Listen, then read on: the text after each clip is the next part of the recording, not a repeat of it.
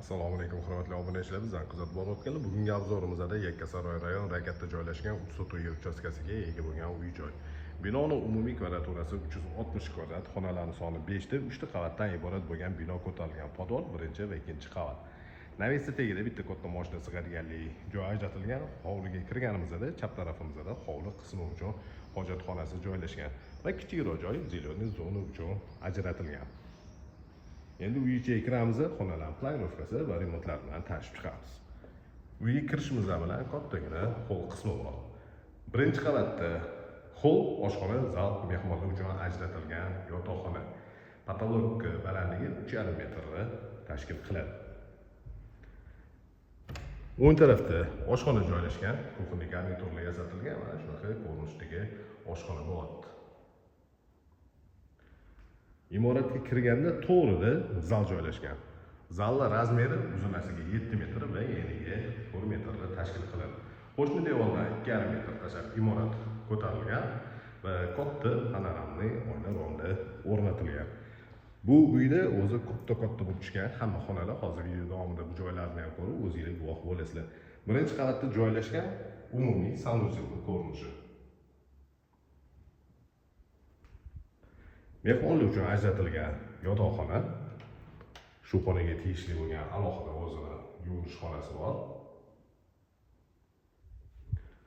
Bu xonaning razmeri uzunasiga 5 metr va eniga 3,5 metrni tashkil qiladi va alohida garderobnisi ham joylashgan. Har bitta qavat uchun alohida elektr shitlar yig'ilgan. Bir-biriga nagruska tushmasligi uchun imoratda tegi butunlay podol, zinalar tagida podsvetkasi bor. Hozir elektriklari ozgina ishi bor. Xudo xolsa 1-2 kunning ichida to'laligicha bitirib berishadi.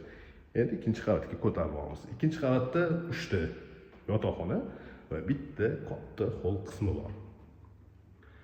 Ikkinchi qavatga ko'tarilganimizda o'ng tarafda ikkinchi qavat uchun umumiy sanuzel, yotoqxona, alohida garderobni va sanuzel bilan bu joyda hol joylashgan. Hol qismidan balkonga chiqsa bo'ladi.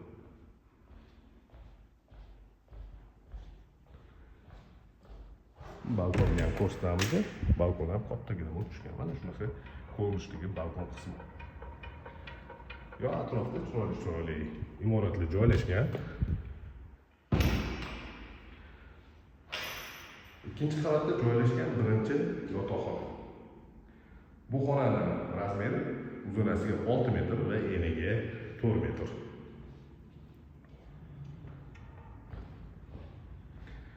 Demak, ikkinchi qavatga ko'tarilganimizda chap tarafimizda bitta yotoqxona bor va o'ng tarafda yana ikkita xona joylashgan. Ikkinchi qavatda joylashgan ikkinchi yotoqxonaning ko'rinishi.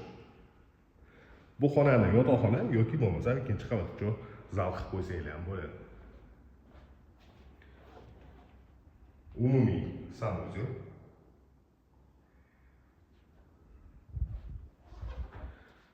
Va bu joyda yana bitta yotoqxona. Ya'ni ikkinchi qavatda joylashgan 3-chi yotoqxona bor. Alohida sanuzel bor, garderob uchun ajratilgan xonalari va shunaqa ko'rinishdagi xona. Imoratda tegi butunlay yaxlit podol qilingan. Bu joyda полноценный oyna rom tushgan. Kattagina svobodniy planirovkada xona bo'lyapti va podolga tushganimizda chap tarafda yana bitta xona kotelning uchun ajratilgan. Kotelning ko'rinishi, demak, bu joyda 4 konturli kotel joylashgan, suv uchun bo'ldi, rashidli bak va nasoslar. Bu joyda hovliga chiqib ketish uchun alohida eshik zinalari joylashgan va chap tarafda ko'z tutgan joyimizdan xohlasanglar prachka, xohlasanglar kladovka sifatida foydalansanglar ham bo'ladigan kvadratura yetarli darajada. Demak, imoratdagi butunlay yaxlit podol. Bu ko'rsatgan uyimizda Yakkasaroy rayon Rakatda joylashgan 3 sotuv yer uchastkasiga ega bo'lgan uy-joy. Binoning umumiy kvadraturasi 360 kvadrat, xonalarning soni 5 ta bo'ldi.